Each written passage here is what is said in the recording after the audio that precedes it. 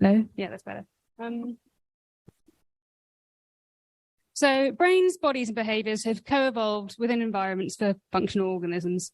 And ants are a particularly good example of this, in that they demonstrate how these three components scaffold robust visual navigation.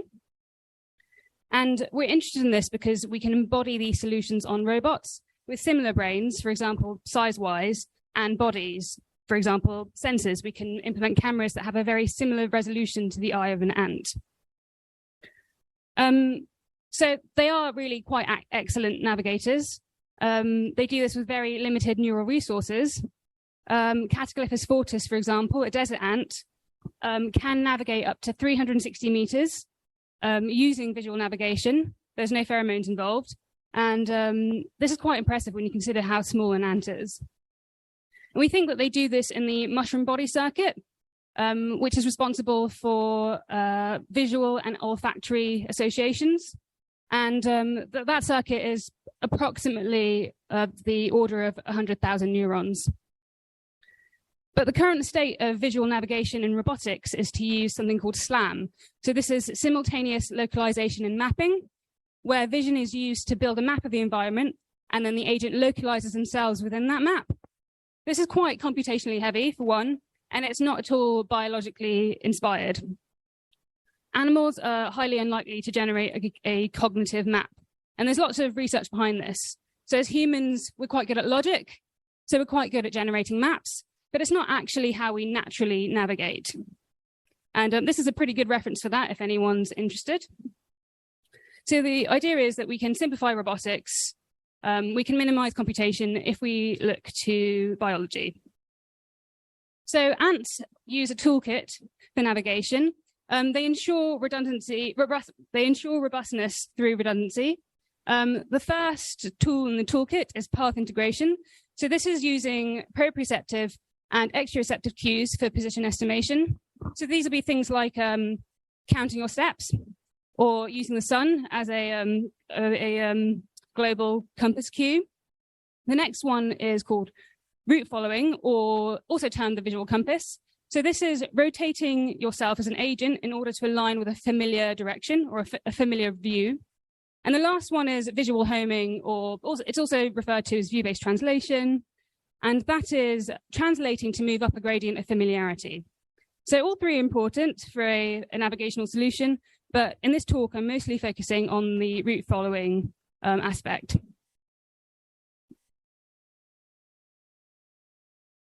So now I'm going to move on to how we artificially implement view-based navigation, the visual compass in particular.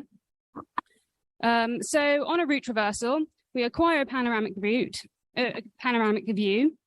This will be of the size of about 120 by 25 pixels, because that's sort of the order of the resolution of some ants' eyes. We flatten and input that to a neural network, which we train with an Infomax learning rule. And then we discard the view, and we continue along the route doing this. Just to briefly talk about the Infomax learning rule. So it's in a single layer neural network.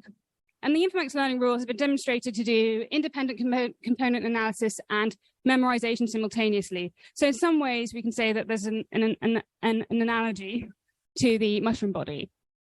It's anti-Hebbian.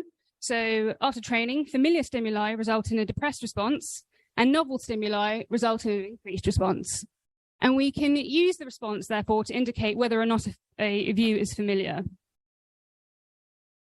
So during the testing phase, when fixed in a position, by scanning, you can present orientations of a view to the model.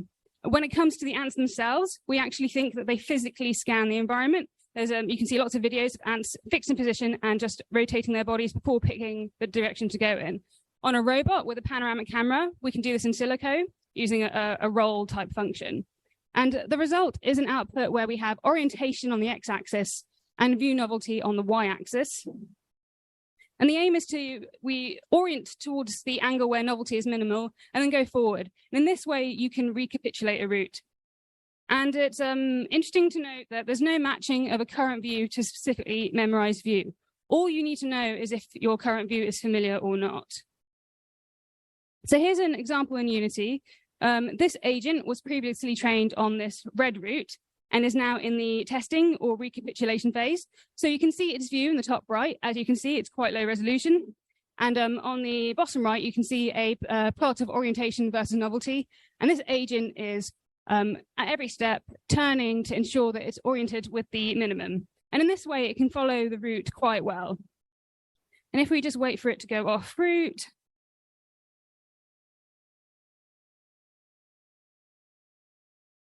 you'll see that the plot becomes noisy because there's no familiar views. So just to briefly talk about which environments we do our evaluations in. So we virtually use the Unity engine because we can procedurally generate terrain, put in wind models, have relatively realistically sized items and agents. We also have a lab space where we have some artificial plants as a primitive representation of an outdoor environment, but that comes with a motion capture system for ground truth. And we also have an outdoor rover that we use sometimes. So just to discuss the evaluation setup. So as a starting point for evaluation, images are acquired on traversal of a route. And the question we're asking is, are the correct orientations recalled? This is a starting step. If the method can't do this, it definitely can't navigate with free rein.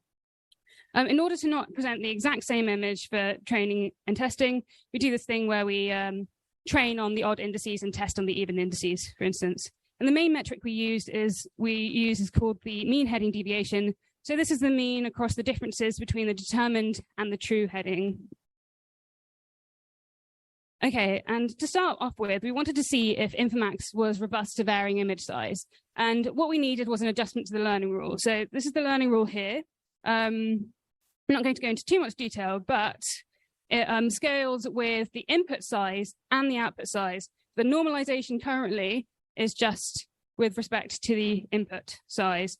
So what this means is that for a particular image size, you need to set a particular learning rate, which will work with that image size. For the other image sizes, either the weight explode to infinity or the algorithm performs suboptimally. But if you add the output size, then you can pick a learning rate which will work well for a large range of image sizes. We wanted to see if this method was robust to varying environment conditions.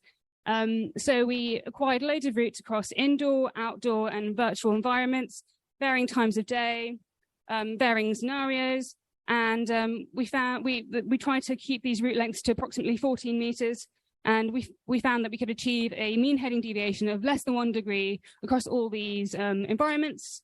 But one thing to note is that input standardization is critical. If you forget this step, it won't work. That's because if you look at the learning rule, weight updates are proportional to the intensity of the pixels. So sometimes when people forget this step and they say, oh, Infomax isn't working, well, that's why. We wanted to see the robustness of Infomax to route length. So far in the literature, only up to 60 meters has been evaluated. So we went out into the woods behind, just outside of Brighton, and we acquired a 700-meter route over 8,000 images. We found that the correct orientation was recalled within 1 degree of accuracy. So that's working quite well. So we're successful on a real woodland route. We need a longer, fully panoramic route. To answer the question, how far can we robustly navigate, and when does Infomax break down? And the answer to that is that it depends, really. So we acquired a virtual 10-kilometer route with 1 million images.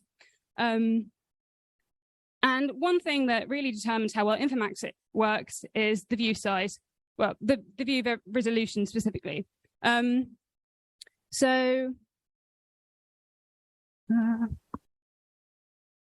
By increasing your view size, you can navigate to a good standard for longer. And this kind of makes sense because you are representing the environment to a higher degree, so perhaps you can learn more about it.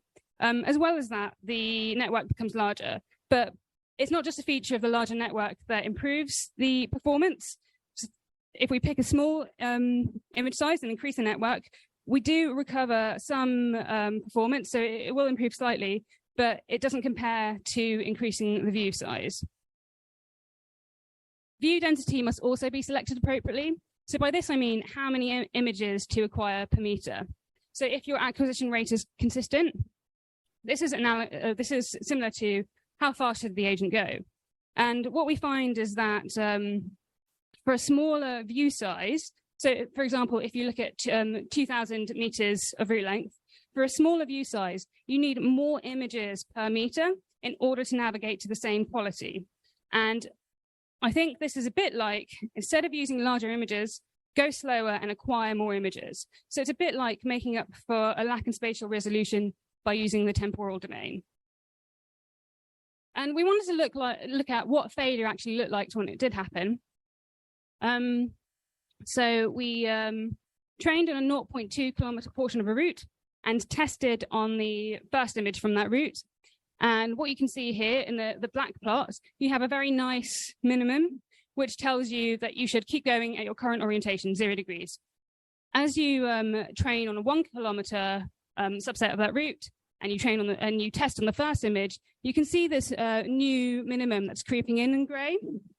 And then when you train on 5 kilometers and again test on that same image, now you have 2 minima. And the agent is confused which minima is the correct minima. So this is what failure looks like. And perhaps this is in part because we're not using the full navigational toolkit of the ant. We're just looking at the visual compass. Something like path integration might help to give the ant some sequencing information, which we don't have here, but we do think that ants have the ability to use some sequencing. We also wanted to ask if the network just forgot the start once it starts to fail, or if all the memories were corrupted equally. So as you train and test on larger routes, the performance does start to approach random. But it's not the case where memories are just forgotten at the beginning. All the memories are equally corrupted. Whether or not this is what the ants are doing is probably unlikely. It seems like the ants forget initial portions of their routes. And I just wanted to touch on how navigational performance can be maintained with smaller networks. So at present, our default is 3,000 input units, for example. So that correlates to 120 by 25 and 3,000 outputs. But you can reduce those outputs and still maintain good navigational quality. So for that 700 meter woodland route, you can still maintain good navigation at 1/6 of the output units. So this is useful for just trying to make those savings on an edge device. But the minimum number of output units that you can get away with and still maintain good mean heading deviation, that does reduce as the route gets longer, which kind of makes sense because, again, there's more detail that you need to specify if you have a longer route. So in summary, an insect-inspired navigational strategy can learn a route through a single traversal and robustly recall orientations for route recapitulation. Longer routes than previously evaluated have been shown successfully, and we get some potential insights for biology from this. So as Infomax could navigate for longer with a larger view size, might insects with better resolution eyes have different foraging lengths? So just between different species, different types of ants, their eye resolution can vary quite wildly. So it'd be interesting to see if they have different foraging lengths associated with them. Are slower movements associated with improved environment distinguishment? We know that ants will slow down when they're learning, so maybe it's correlated to that in some way. And there's insights for how we can make smaller and cheaper robots. So this is a simple solution.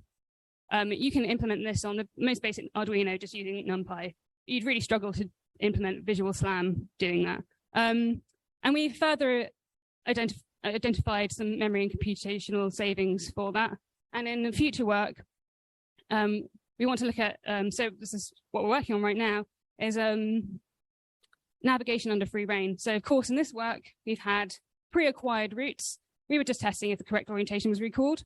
Right now, we're looking at how well an agent would converge to the route. Thank you. So I'm just acknowledging my supervisors and other people who worked on this with me. Thanks.